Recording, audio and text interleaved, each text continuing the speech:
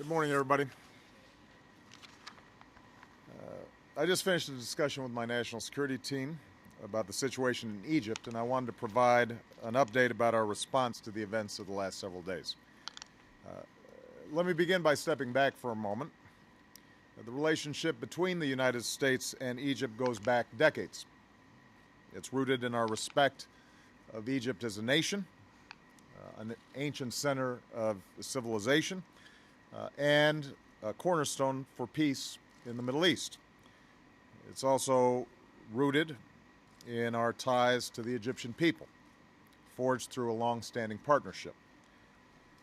Just over 2 years ago, America was inspired by the Egyptian people's desire for change, as millions of Egyptians took to the streets to defend their dignity and demand a government that was responsive to their aspirations for political freedom and economic opportunity.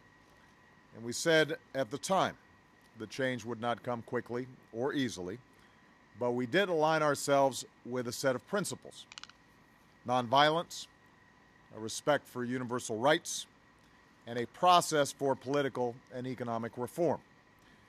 In doing so, we were guided by values, but also by interests, because we believe nations are more stable and more successful when they're guided by those principles as well.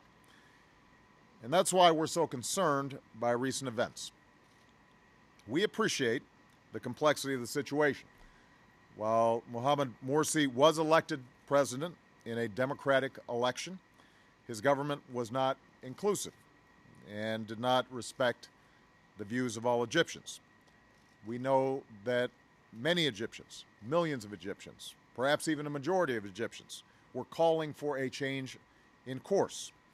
And while we do not believe that force is the way to resolve political differences, after the military's intervention several weeks ago, there remained a chance for reconciliation and an opportunity to pursue a democratic path. Instead, we've seen a more dangerous path taken through arbitrary arrests, a broad crackdown on Mr. Morsi's associations and supporters, and now, tragically, violence that's taken the lives of hundreds of people and wounded thousands more.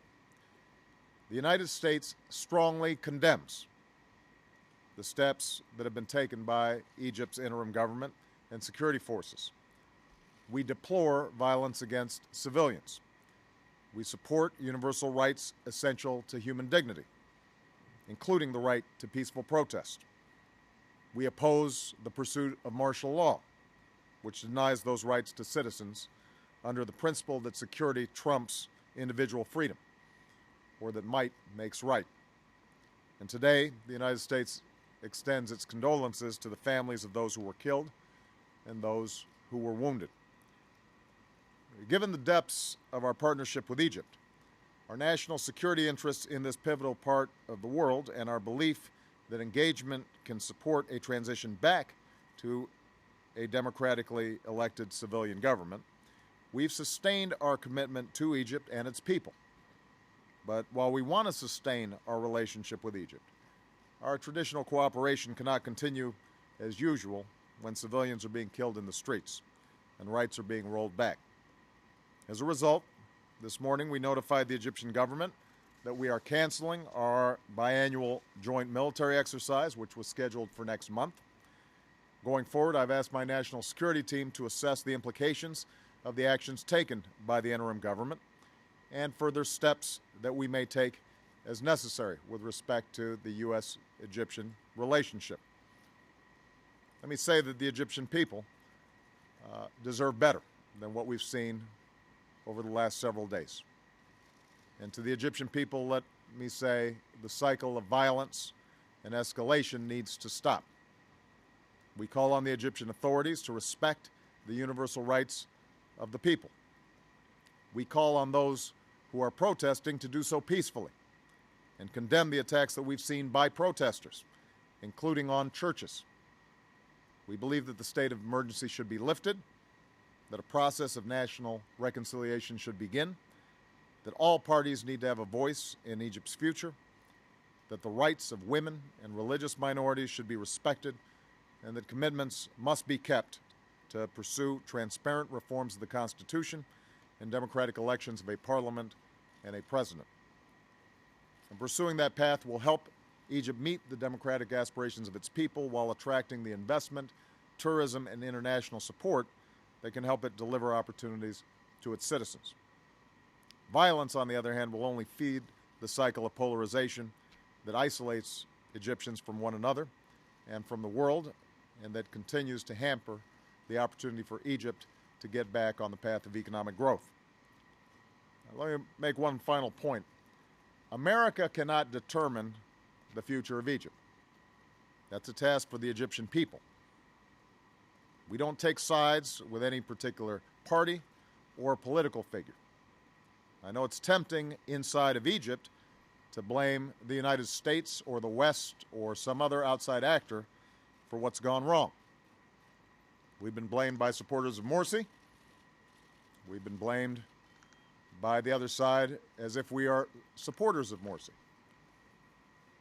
That kind of approach will do nothing to help Egyptians achieve the future that they deserve. We want Egypt to succeed. We want a peaceful, democratic, prosperous Egypt. That's our interest. But to achieve that, the Egyptians are going to have to do the work. We recognize that change takes time, and that a process like this is never guaranteed. There are examples in recent history of countries that are transitioned out of a military government towards a democratic government, and it did not always go in a straight line, and the process was not always smooth. There are going to be false starts. There will be difficult days. America's democratic journey took us through some mighty struggles to perfect our union. From Asia to the Americas, we know that democratic transitions are measured not in months or even years, but sometimes in generations. So in the spirit of mutual interest and mutual respect, I want to be clear that America wants to be a partner in the Egyptian people's pursuit of a better future, and we are guided by our national interest in this long-standing relationship. But our partnership must also advance the principles that we believe in, and that so many Egyptians have sacrificed for these last several years, no matter what party or faction they belong to. So America will work with all those in Egypt and around the world who support a future of stability that rests on a foundation of justice and peace and dignity. Thank you very much.